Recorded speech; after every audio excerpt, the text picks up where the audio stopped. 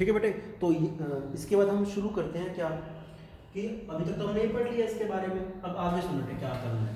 अब रदरफोर्ड ने ये जो ऑब्जर्वेशन लिए, जो फॉर्मूले वगैरह दिए, उसने डिफरेंट ऑब्जर्वेशन ली थी, तो इन ऑब्जर्वेशन के माध्यम से उसने हमें क्या एक्सप्लेन किया बेसिकली, ठीक है, हमें वही डिस्कस करना है।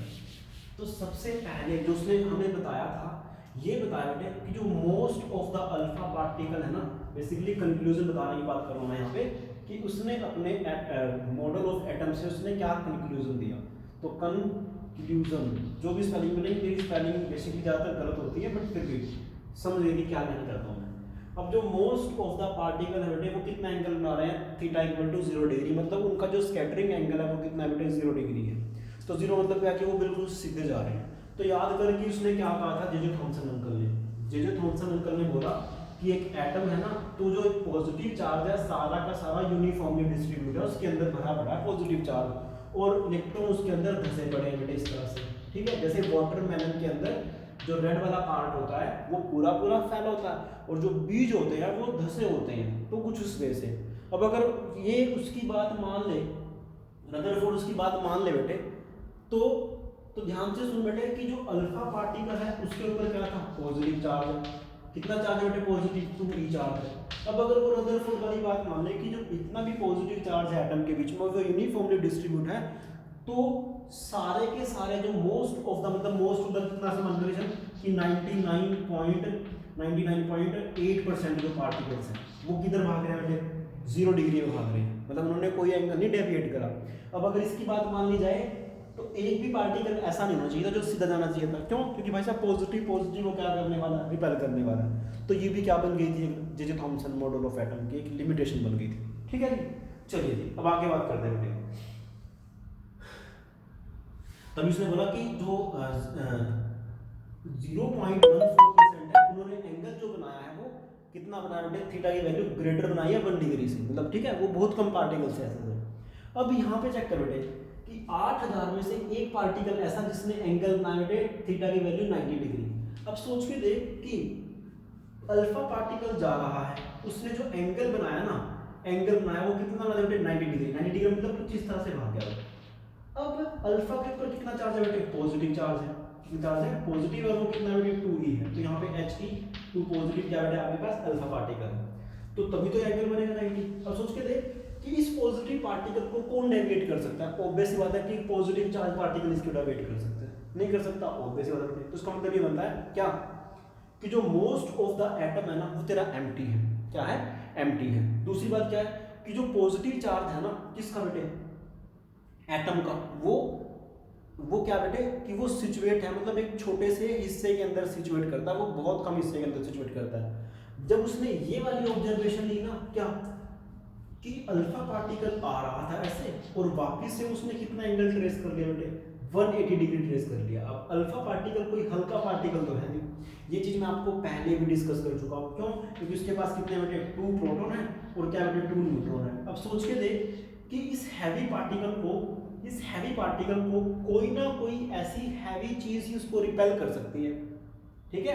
जबकि गोल्ड फॉइल के ऊपर तो कुछ भी नहीं हुआ, गोल्ड फॉइल के ऊपर तो क्या था बेटे, कुछ भी नहीं हुआ। तो जो अल्फा पार्टिकल है उसके ऊपर पॉजिटिव चार्ज है, तो कहने का मतलब ये था क्या कि जो एटम का पॉजिटिव चार्ज है ना वो very very very very small से हिस्से के अंदर पड़ा हुआ है।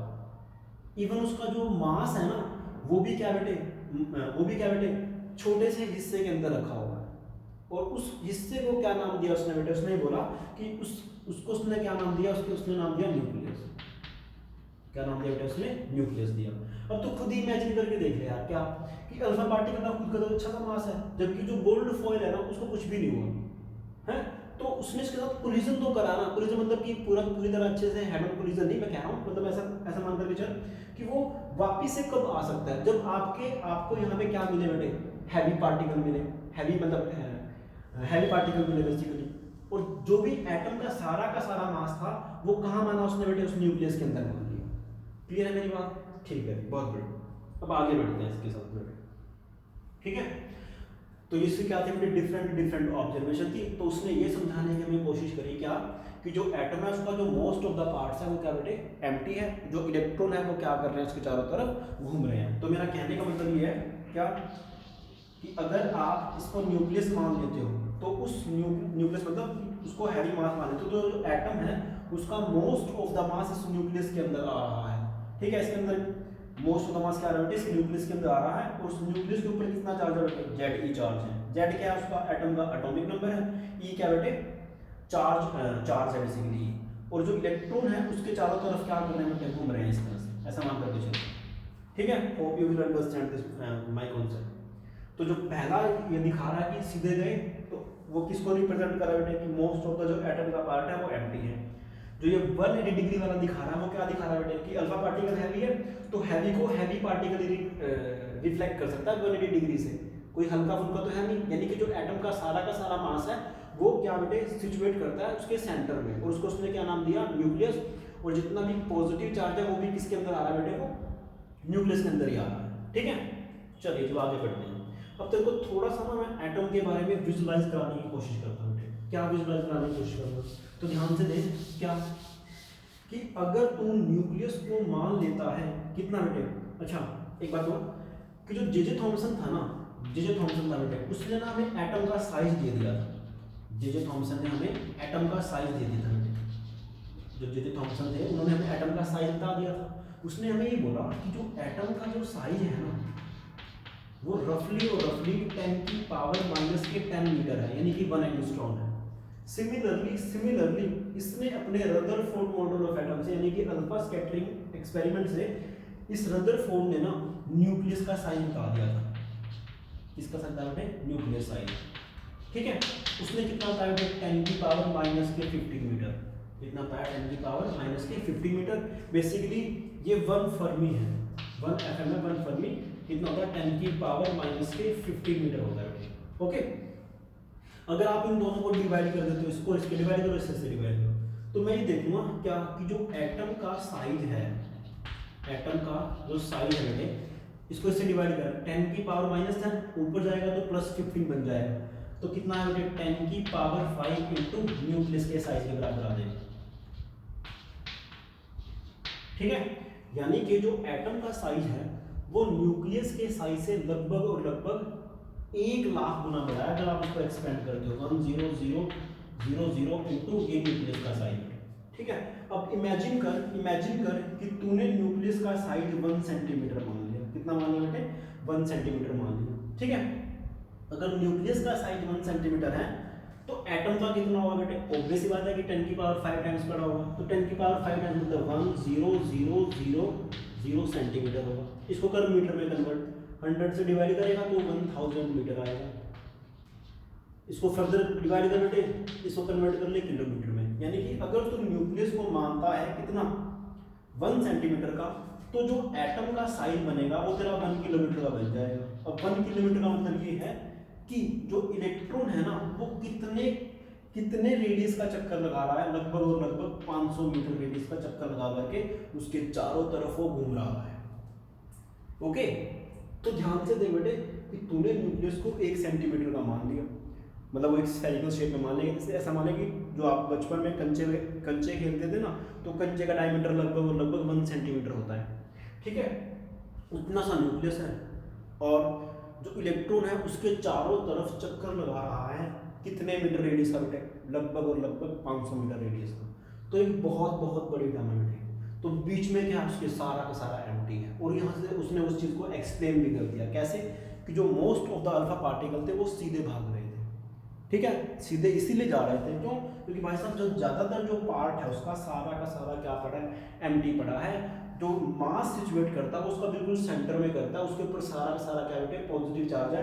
तो जो पार्टिकल उसके आसपास से जा रहे थे ना, केवल और केवल क्या कर रहे थे बेटे, वही डिफ्लेक्ट कर रहे थे, उन्हीं के अंदर ही डिफ्लेक्शन आ रही थी। जो उससे दूर थे वो तो बिल्कुल सीधे ही जा रहे थे। ठीक है, अब उस एक्सपेरिमेंट से ना इस रदरफोर्ड ने हमें कुछ पैरामीटर देने की कोशिश करी। तो जो सबसे पहला उसने एक पैरामीटर दिया, उसने हमें ये बताया किसके बारे में, डिस्टेंस ऑफ क्लोजेस्ट अप्रोच के बारे में। इसके बारे में डिस्टेंस ऑफ क्लोजेस्ट अप्रोच के बारे में उसने हमें समझाने की कोशिश करी। ठीक है, तो हेडिंग डाल देना डिस्टेंस ऑफ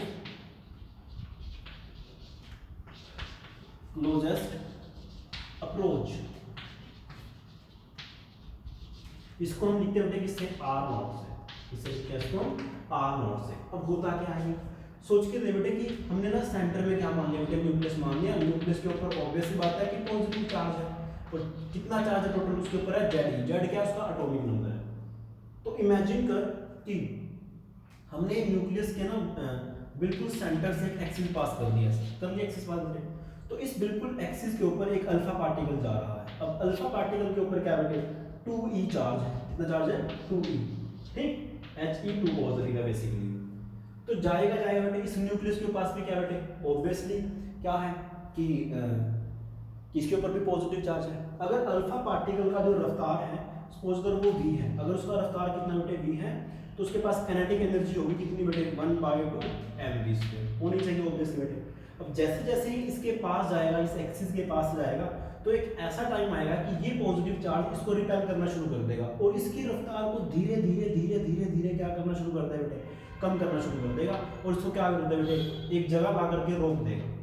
ठीक है, इसका मतलब ये है कि जो इस अल्फा पार्टिकल की जो जितनी भी एनर्जी थी ना, वो सारी की सारी, मतलब जो काइनेटिक एनर्जी थी, वो सारी की सारी किस में कन्वर्ट होना शुरू हो जाएगी बेटे, इलेक्ट्रोस्टैटिक पोटेंशियल एनर्जी में। याद कर कि इलेक्ट्रोस्टैटिक पोटेंशियल एनर्जी क्या थी कि अगर दो चार्ज रखे हुए बेटे, यहाँ पे Q1 और ये Q2, इनके बीच की दूरी है r, ठीक है। तो इलेक्ट्रोस्टैटिक पोटेंशियल एनर्जी को तूने डिफाइन करा था कि Q1 Q2 divide by r, ठीक है। तो कुछ कुछ कहानी वैसी ही हो रही है। तो इस अल्फा पार्टिकल की जो एनर्जी थी, वो सारी की सारी किस में कन्वर्ट होगी बेटे, इलेक्ट्रोस्टैटिक पोटेंशियल एनर्जी में, जैसे ही यहाँ पे आकर के रुका है, ठीक है। तो वो इस न्यूक्लियस के सेंटर से, इस न्यूक्लियस के सेंटर से वो कितनी मिनिमम दूरी पे रहा है, उस डिस्टेंस को हम क्या बोल देते हैं बेटे, डिस्टेंस ऑफ क्लोजेस्ट अप्रोच बोलते हैं। तो बेसिकली ये जो मिनिमम डिस्टेंस है ना अल्फा पार्टिकल के बीच में और इस न्यूक्लियस के बीच में, हमने वो distance centre to centre measure किया है, उसको हमने क्या नाम दिया बेटे, डिस्टेंस ऑफ क्लोजेस्ट अप्रोच दिया है। अब हम इसको आसानी से कैलकुलेट भी कर सकते हैं बेटे। अब याद कर कि जो तेरे पास ये इलेक्ट्रोस्टैटिक फोर्स है ना, वो तेरा कंजर्वेटिव फोर्स है। तो हमारे पास याद करो कि 4 कंजर्वेटिव फोर्स है बेटे, कौन कौन से हैं, इलेक्ट्रोस्टैटिक्स, मैग्नेटिक फोर्स, तीसरा है स्प्रिंग फोर्स, और चौथा है ग्रेविटेशन फोर्स। ये चारों के चारों फोर्स क्या बेटे, कंजर्वेटिव इन नेचर है। तो जहाँ पे भी चारों फोर्स कंजर्वेटिव इन नेचर होंगे, तो आप लोग वहाँ पे आंख बंद करके law of conservation of energy लगा सकते हो, जिसके अंडर क्या बेटे, क्या है कि जो kinetic energy initial plus potential energy initial किसके बराबर होगी बेटे, kinetic energy final plus potential energy बेटे फाइनल, ठीक है। तो ध्यान से सुनो बेटे कि यहाँ पे काइनेटिक एनर्जी में किसकी लूंगा, अल्फा पार्टिकल जा रहा है v रफ्तार से, और इसकी कितनी है बेटे, 0 है। कितनी है इसकी, 0 है। तो 1/2 mv² किसकी काइनेटिक एनर्जी बेटे, ये हमने लिखी है अल्फा पार्टिकल की, ठीक है। और उसकी कितनी है बेटे, न्यूक्लियस की कितनी है, ऑब्वियसली तो रेस्ट में उसमें तो कोई फर्क नहीं पड़ रहा, वो हमने मानी बेटे कितनी है, 0 मान, प्लस कितनी पोटेंशियल एनर्जी है, कितनी पोटेंशियल एनर्जी है किसकी बेटे, इनिशियल। तो मैंने ये माना कि उस न्यूक्लियस का ना अभी तक इसके ऊपर कोई ज़्यादा फर्क है नहीं है, ठीक है। एक्चुअल में देखो वो है तो एटम ही है तो क्या बेटे, वो एटम ही है, और एटम के चारों तरफ क्या घूम रहा है, एटम के चारों तरफ क्या घूम रहा है बेटे, इलेक्ट्रॉन घूम रहे हैं।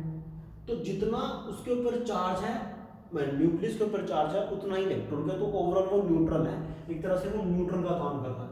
तो वो अगर वो न्यूट्रल है तो पोटेंशियल एनर्जी, अगर एक चार्ज ही 0 है तो पोटेंशियल एनर्जी भी कितनी आएगी बेटे, 0 आ जाएगी तेरे पास, इक्वल टू। अब काइनेटिक एनर्जी फाइनल है बेटे, जैसे ही इसके इन्फ्लुएंस में आया तो उसकी जो काइनेटिक एनर्जी थी सारी किसमें कन्वर्ट हो गई बेटे, पोटेंशियल एनर्जी में। तो काइनेटिक एनर्जी फाइनल इससे कितनी बनी बेटे, यहाँ पे आगे रुक गया तो 0, अल्फा पार्टिकल की लिखी बेटे मैंने, ठीक है। और इसकी तो ऑलरेडी 0 है, प्लस अब फाइनल पोटेंशियल एनर्जी कितनी बनी, फाइनल पोटेंशियल एनर्जी बनती है कितनी बेटे, कि Q1 मान ले इसके ऊपर चार्ज है, इसके ऊपर कितना चार्ज है, वो मेरे पास जेड है, अल्फा Q2 किसका बेटे, 2e, कितना चार्ज है अल्फा पार्टिकल के ऊपर, 2e, divide by r0, divide by बेटे r0, ठीक है। अब मैं क्या करता हूँ भाई साहब, मुझे तो क्या चाहिए, मुझे तो r0 की वैल्यू चाहिए। जब आप r0 की वैल्यू पुट करोगे निकालोगे तो ध्यान से दे बेटे, वो निकलेगी 1/2 mv² बराबर 2kze² अपॉन r0। तो यहाँ से जो r0 आएगा निकल करके वो कितना आएगा, वो आएगा भाई साहब 2kz, सॉरी नहीं यहाँ पे 2 आना चाहिए, यहाँ पे 2 ही चार्ज है बेटे, शायद मैं मिस्टेक कर गया, तभी मैंने यहाँ पे 2 लिख दिया। 2kze² डिवाइडेड बाय में 2kze² डिवाइडेड बाय में ये काइनेटिक एनर्जी, तो 1/2 mv²।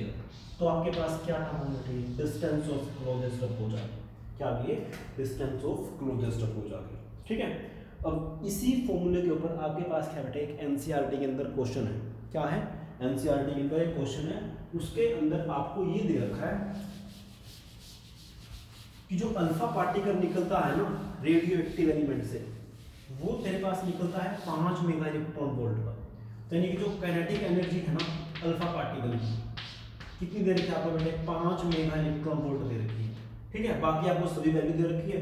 तो आपको पूछा गया है कि डिस्टेंस ऑफ क्लोजेस्ट अप्रोच कितना है। तो जब आप इन सभी वैल्यूज को पुट करके आंसर निकालोगे तो आपके पास आंसर आया बेटे 41.3 फर्मी। इससे तो क्या समझा है, इससे तो ये समझता है कि जो न्यूक्लियस का जो साइज है ना लगभग वो फर्मी के अंदर आना चाहिए, फर्मी के अंदर आता है, और वो है भी बेटे 1 फर्मी के अराउंड में। ठीक है, चलिए, तो ये था हमारे पास क्या बेटे, डिस्टेंस ऑफ क्लोजेस्ट अप्रोच। अब हमें किसके बारे में चर्चा करनी है बेटे, इसने हमें नेक्स्ट जो पैरामीटर दिया वो क्या था बेटे, वो क्या था, इम्पैक्ट पैरामीटर। क्या था वो, इम्पैक्ट पैरामीटर। तो ध्यान से सुनो, इम्पैक्ट पैरामीटर है क्या चीज़ है, वो भी आसान सी चीज़ है, कोई ज़्यादा बड़ी बात है नहीं उसके अंदर भी। तो हेडिंग डाल देना बेटे, क्या है, इम्पैक्ट पैरामीटर।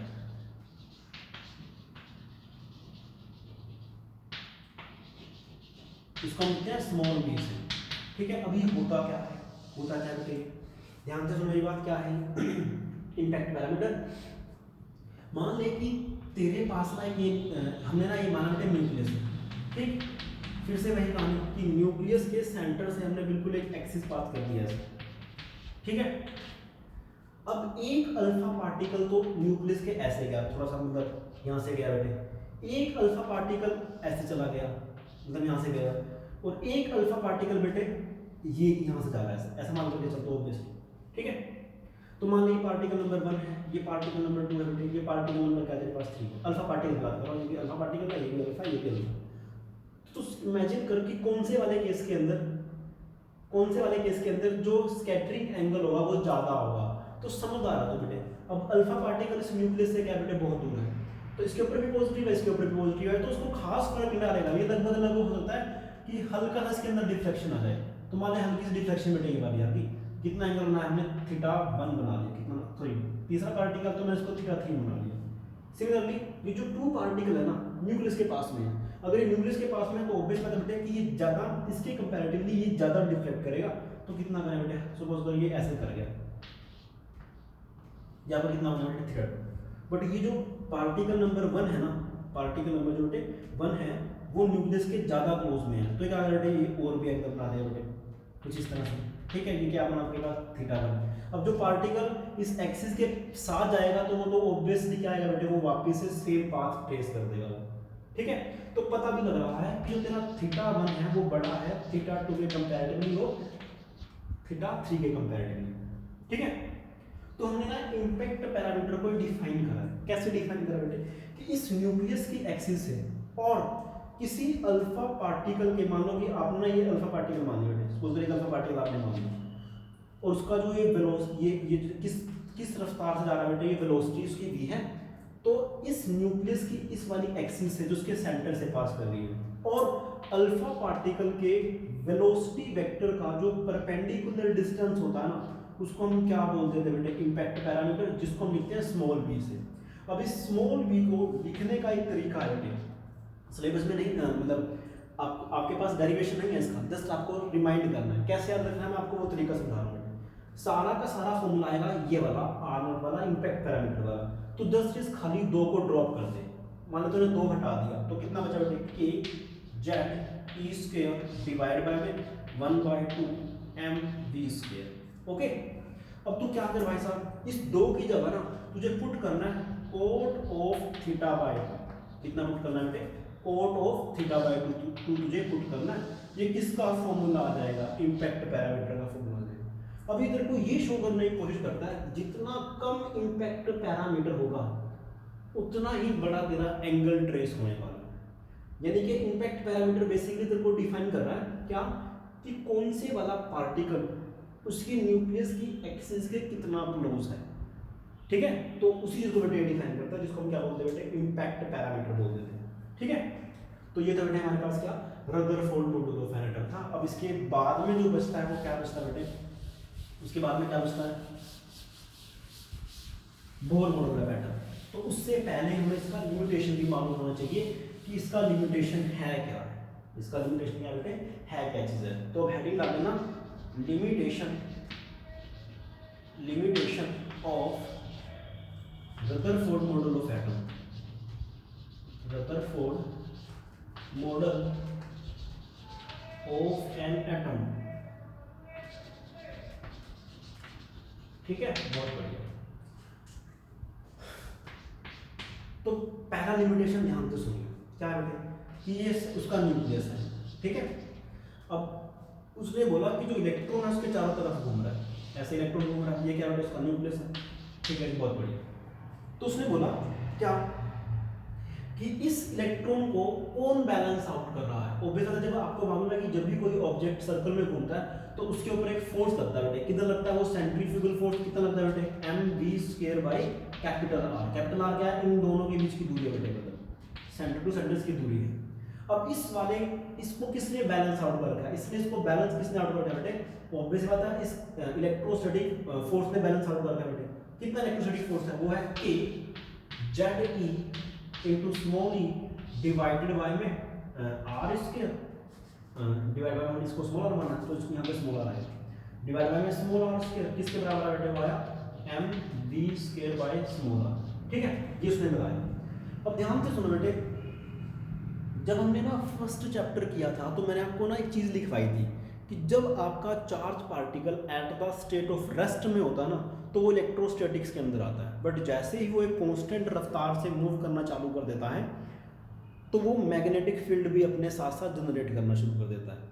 अब जैसे ही उसके अंदर एक्सेलरेशन आएगा तो वो क्या पैदा करना शुरू करता है बेटा, इलेक्ट्रोमैग्नेटिक रेडिएशन। इलेक्ट्रोमैग्नेटिक रेडिएशन कौन सी, जो मैंने आपको स्पेक्ट्रा लिखवाया था, मतलब उनमें से कोई ना कोई रेडिएशन एमिट करेगा।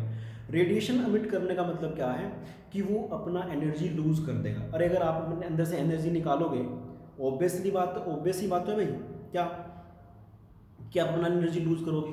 तो सोच के देख बेटे कि जब इलेक्ट्रॉन इसके चारों तरफ घूमेगा तो इसके पास एक्सेलरेशन होगा। कौन सी वाली एक्सेलरेशन बेटे, तो आपको मालूम है कि जब भी किसी पार्टिकल को सर्कल के अंदर रोटेट करना होता है तो उसके पास सेंट्रीपिटल एक्सेलरेशन की रिक्वायरमेंट तो होती ही होती है। तो यानी कि ये पार्टिकल क्या कर रहा है बेटे, एक्सेलरेट कर रहा है। जब पार्टिकल एक्सेलरेट करेगा तो क्लासिकल थ्योरी के अकॉर्डिंग ये क्या करने की कोशिश करेगा बेटे, इलेक्ट्रोमैग्नेटिक रेडिएशन एमिट करेगा।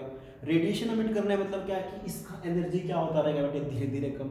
जैसे इसका एनर्जी धीरे धीरे कम होगा तो ये न्यूक्लियस क्या करेगा बेटे, धीरे धीरे धीरे इसको अपने अंदर खींचने की कोशिश करेगा। धीरे धीरे धीरे बेटे ये स्पाइरल पाथ बनाएगा। स्पाइरल पाथ बनाते हुए एंड में आकर के यहाँ कहाँ गिर जाएगा बेटे, ये न्यूक्लियस के अंदर गिर जाएगा। इसका मतलब क्या है, जो तेरा एटम है ना एक तरह से क्या बेटे अनस्टेबल है। इसके अकॉर्डिंग क्या एटम बेटा तेरा अनस्टेबल है, जबकि एटम तेरा क्या है, स्टेबल है।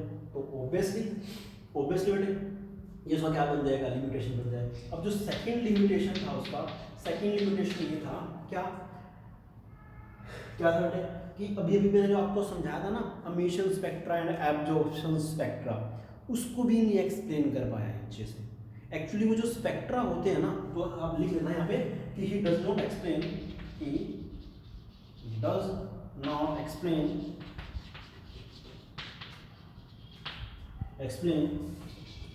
emission spectra and absorption spectra है, ठीक है। दोनों में से किसी को नहीं एक्सप्लेन करवाया, मतलब ये उसके अकॉर्डिंग ना अगर मान लो बेटे इस वाली थ्योरी पे जाए ना तो क्या होना चाहिए कि वो कॉन्टिन्यूस क्या बनाएगा बेटे, वो रेडियस बनाएगा, मतलब किसी भी तरह का वो रेडियस बना सकता है। तो अगर वो किसी भी तरह का रेडियस बनाएगा ना, तो वो किसी भी तरह की रेडिएशन अमिट कर सकता है, जबकि प्रैक्टिकली ऐसा पॉसिबल नहीं था, प्रैक्टिकली ऐसा नहीं हुआ। तो बेसिकली ऐसा मान लो कि चलो इस चीज़ को मैं बाद में फिर से फर्दर एक्सप्लेन करूँगा मैं दोबारा से, जब मैं आपको Bohr model of an atom पढ़ाऊंगा, वहाँ पे पढ़ेंगे लाइमन सीरीज, बाल्मर सीरीज, पार्शियल ब्रैकेट, पीफन वगैरह वगैरह। तो लिख सकता है कि उसने किसको नहीं एक्सप्लेन कर पाया बेटे, वो ना तो वो एक्सप्लेन कर पाया एमिशन स्पेक्ट्रा को, ना ही वो एक्सप्लेन कर पाया बेटे एब्जॉर्प्शन स्पेक्ट्रा को। ठीक है, तो बाकी हम क्या करें बेटे नेक्स्ट टाइम में करते हैं। Thank you.